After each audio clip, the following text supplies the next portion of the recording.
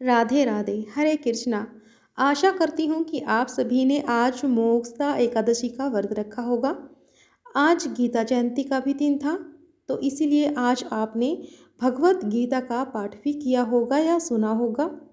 हमारे चैनल पर भी आज हम आपके लिए विशेष रूप से भगवत गीता का सार और मोक्षदा एकादशी की कथा लेकर आए थे। आशा करती हूँ आपने वीडियो को जरूर देखा होगा। और आज एकादशी का पालन करते हुए, पूर्ण श्रद्धा और नियमों का पालन करते हुए अब हम इस एकादशी की पूर्ण आहुति यानी कि उसका समापन करेंगे कल यानी कि द्वादशी के दिन। इसी एकादशी व्रत के पारण के साथ ही संपूर्ण एकादशी का पूर्ण फल प्राप्त होता है। और इस मोक्षदा एकादशी का पारण करने का समय रहेगा कल 2 दिसंबर 2025 मंगलवार के दिन सुबह 7:08 से लेकर 10:33 के बीच में। यह एकादशी व्रत का पारण करने का विशेष समय है। इसी समय के अंदर आपको एकादशी व्रत का पारण करना चाहिए यानी कि व्रत को खोलना चाहिए।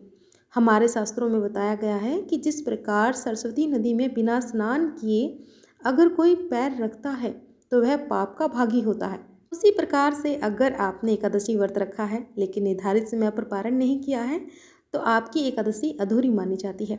और यह मोक्षदा एकादशी तो वैसे भी विशेष है क्योंकि यह भगवान को प्रिय है। चलिए आज की इस वीडियो में जानते हैं कि इस बार की मोक्षदा एकादशी व्रत का पारण करने की विधि क्या रहेगी, किन नियमों के पालन द्वारा आप अपने एकादशी व्रत का पालन कर सकते हैं। सबसे पहले द्वादशी के दिन प्रातः ब्रह्म मुहूर्त में उठ जाइए, स्नान इत्यादि से निर्वित होकर स्वच्छ हो जाइए, स्वच्छ वस्त्र धारण कर ले, अपने घर में मंगला आरती करें, भगवान को जगाएं।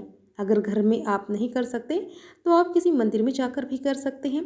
उसके बाद तुलसी देवी की पूजा आराधना करें, उन्हें जल अर्पण करें, प्रणाम करें, उनकी प्रदक्षिणा करें। तुलसी महारानी की सेवा पूजा करने के बाद अब उनके समक्ष बैठकर हरे कृष्णा महामंत्र का जाप कीजिए। कृष्ण महामंत्र का जाप करने के बाद रसोई में जाइए और भगवान के लिए कुछ सात्विक अन्न भोग बनाइए। ऐसा भोग जिसमें लहसुन, प्याज या कोई भी तामसिक पदार्थों का प्रयोग ना किया गया हो। इस भोग को बनाने में ऐसे मसालों का प्रयोग भी ना करें जिसमें अनियन पाउडर, गार्लिक पाउडर इत्यादि का प्रयोग किया जाता हो।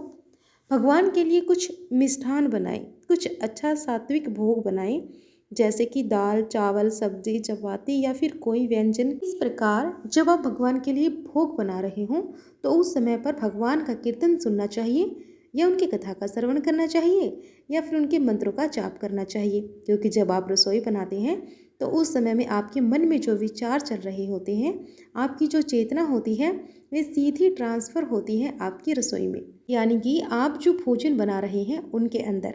यह काम तो आपको हर रोज़ करना चाहिए। जब भी आप खाना बनाती हैं आपको भगवान का नाम जप करना चाहिए या फिर उनके मंत्र सुनने चाहिए या फिर भजन सुनने चाहिए। अगर कोई व्यक्ति गुस्से में अगर भोजन बना रहा है तो उसका वैसा ही परिणाम उस भोजन को खाने वाले पर होगा।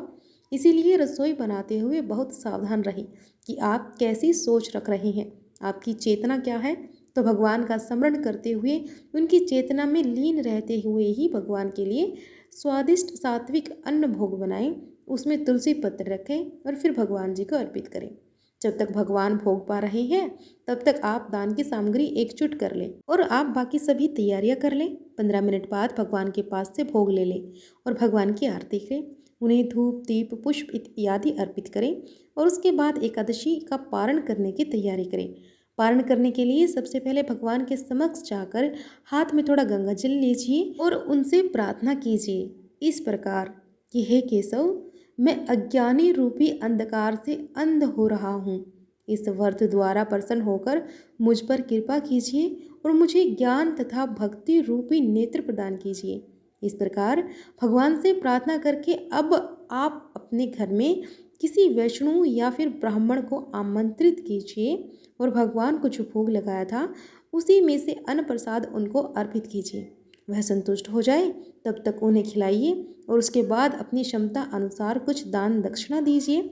इस प्रकार अगर आप घर बुलाकर किसी को अन्न प्रसाद नहीं दे सकते तो आप मंदिर में जाकर भी भगवान का भोग प्रसाद दे सकते हैं और दान दक्षिणा दे सकते हैं। अगर आप भोजन प्रसाद भी नहीं दे सकते तो कम से कम अपनी क्षमता के अनुसार मंदिर में जाकर कुछ न कुछ अवश्य दान कर कर आएं। अगर आप बाहर मंदिर में जाकर भी दान नहीं कर सकते हैं तो आप ऑनलाइन ऐसी किसी संस्था में दान भी दे सकते हैं जहां आपको विश्वास हो कि यहाँ पर दी गई लक्ष्मी का प्रयोग अच्छी चीज़ के लिए होता हो, सनातन धर्म के लिए होता हो। अगर आपकी इच्छा है तो आप ऑनलाइन दान भी दे सकते हैं। अगर आपकी बिल्कुल भी क्षमता नहीं है तो किसी भूखे को ही भोजन करा दीजिए, उससे भी भगवान प्रसन्न हो जाते हैं। अब समय है आपका स्वयं पारण करने का। पारण करने से पहले भगवान से प्रार्थना कीजिए, उनसे क्षमा याचना कीजिए कुछ इस प्रकार कि हे परम भगवान श्री कृष्ण जी, मैंने अपनी सीमित बुद्धि और शक्ति द्वारा इस एकादशी व्रत का पालन करने का प्रयास किया है। इसमें मेरे द्वारा हुई जाने और अनजाने में जो कोई भी गलती हुई है उसे कृपा करके क्षमा कर दीजिएगा और मुझे अपनी शुद्ध भक्तिमयी सेवा प्रदान कीजिएगा। इस प्रकार कहकर अब आप किसी भी अन्न प्रसाद के साथ अपना व्रत तोड़ सकते हैं।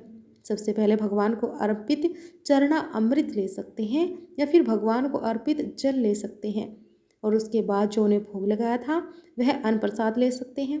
अगर आप एकादशी का व्रत संपूर्ण निर्जल रखते हैं तो अगले दिन आपको पानी के साथ या भगवान के चरण अमृत के साथ पारण करना चाहिए। अगर आप एकादशी में व्रत में फल लेते हैं, दूध लेते हैं या पानी लेकर व्रत रख रहे हैं तो प्रयास करें कि अगले दिन हल्का फुल्का भोजन लेकर ही पारण करें।